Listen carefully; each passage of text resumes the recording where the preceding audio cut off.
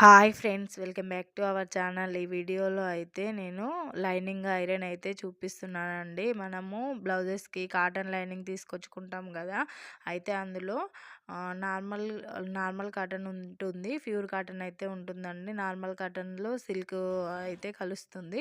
Pieces లాగా తీసుకుంటాం కదా, దాంట్లో అయితే సిల్క్ కలుస్తుంది. అది తడిపి ఆరేయాల్సిన పని అయితే ఉండదండి. ఇలా ప్యూర్ కాటన్లో టాన్లో తీసుకున్నప్పుడు, ప్యూర్ కాటన్ తెచ్చుకున్నప్పుడు మనం ఖచ్చితంగా వాటర్లో తీసి అయితే ఆరేయాలండి. లైనింగ్ పీసెస్ లాగా ఇస్తారు కదా, వాటిని అయితే తడపాల్సిన అవసరం లేదు.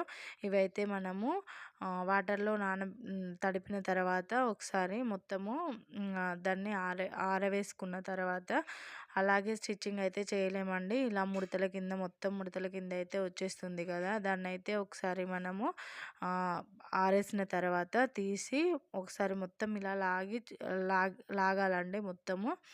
మొత్తం ఇలా లాగిన తర్వాత ఒకసారి అయితే ఐరన్ అయితే చేసుకోవాలండి.